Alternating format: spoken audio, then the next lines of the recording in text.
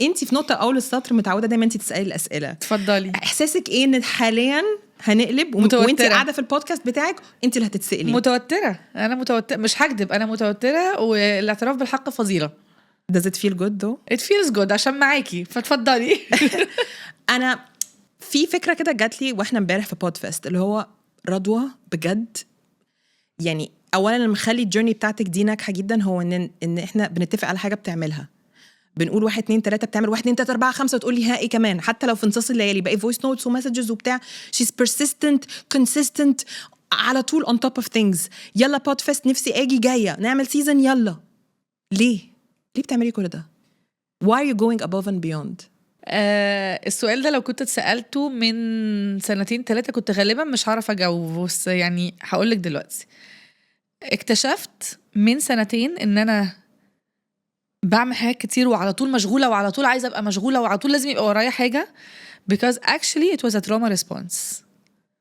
اكتشفت ده في ثيرابي، ان انا كنت على طول لازم يبقى ورايا حاجه وعلى طول لازم ابقى مشغوله وبحط جول، مش قادره اشوف نجاح الجول اللي انا فيه من كتر ما انا بحط الجول اللي جاي، على طول كده لحد بقى ما I put the work into it which is حاجه I think الجيل بتاعنا نجح جدا في انه ينفذها ويحققها، ان احنا actually الجيل اللي we broke the cycles.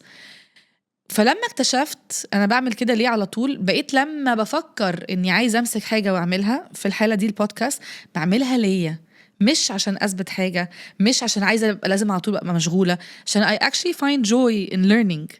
So انتي بدأتي البودكاست ده عشان تتعلمي حاجة على نفسك ولا تكتشفي نفسك ولا تطلعي من توب انتوا عارفين رضوى موسى ك influencer او بلوجر او كانسر مام، ولا عشان عايز تتشهري ولا عشان عايزة تعملي فلوس؟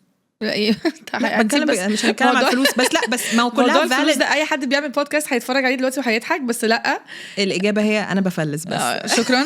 لا مش عايزه اشتهر، الشهره دي بالنسبه لي حاجه خداعه جدا، واكشلي لغايه النهارده يعني انا يمكن عمري ما قلت ده اون كاميرا، بس لغايه دلوقتي انا بتوتر جدا لما حد بيوقفني في الشارع ويقول لي انا عارفك انا متابعك، وبنبسط قوي بقى لما الجمله دي بتقفل بايه وبدعي لك انت. ايوه شكرا.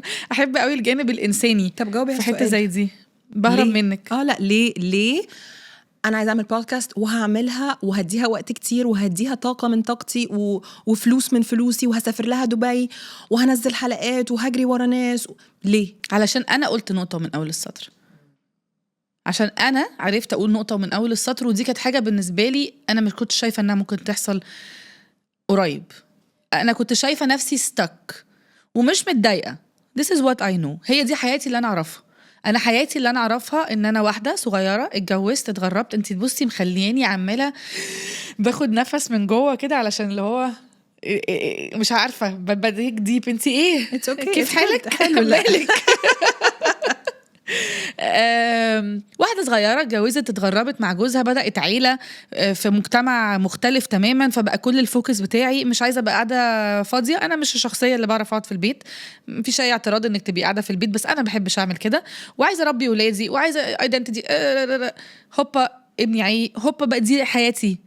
بقيت مرة واحدة مش أم بس، أنا بقيت أم لطفل مريض بالسرطان. طب ممكن أسألك سؤال بصراحة؟ كنتي كارهاها جدا؟ إنه ليه يا رب اشمعنى أنا؟ لا ما قلتش دي، مش يعني لا ما قلتهاش لربنا اشمعنى انا. بس لا هل كرهاها؟ طبعا. كنا بنقولها هناك في terminology كده you became a part of a family that you never wanted to join. It's a family. Cancer is a family. انت اصبحتي جزء من عيله انت ما كنتش عايزه تبقي من العيله دي مش عايزه أصلاً. اعرف العيله دي خالص، ولا عايزه اشوفهم ولا عايزه اقاطعهم. بس انا مره واحده لقيت نفسي بقى عندي ناس فاهميني وناس بيمروا بنفس التجارب مش عايزه اخش في تفاصيل الحته دي.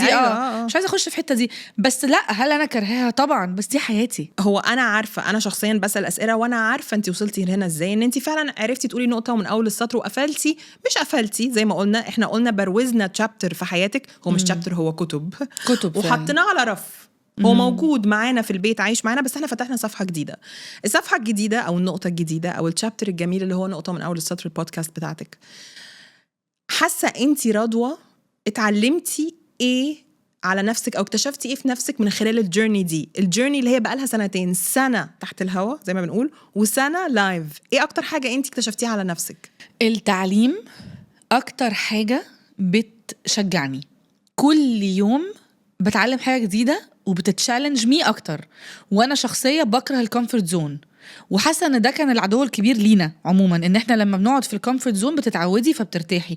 فانا كونستنتلي على طول باستمرار بتشالنج نفسي اني كل يوم عالم البودكاست ده بيطلع لي حاجه جديده، وذر ازاي اتعلم اتكلم مع حد. ما هو ده هو البوينت، ان انا قلت انا عايزه اعمل بودكاست، ان انا قلت نقطه من اول السطر، فانا عايزه ناس كتيره تشوف ان ده مش تو ليت، ومش لازم تبقى نقطه من اول السطر انا بحاول حياتي كنت في كارير وبقيت في كارير جريت، ممكن تبقى هي دي قصتك، بس ممكن تبقي مريتي بحاجه ومش عارفه تبداي من اول وجديد، مش عارفه تطلعي منها، مش عارفه، وهكذا. ممكن تبقى حاجه بسيطه قوي زي ان انا نقطه من اول سطر انا هعزل البيت، يعني مش لازم يبقى قرار مصيري بالظبط.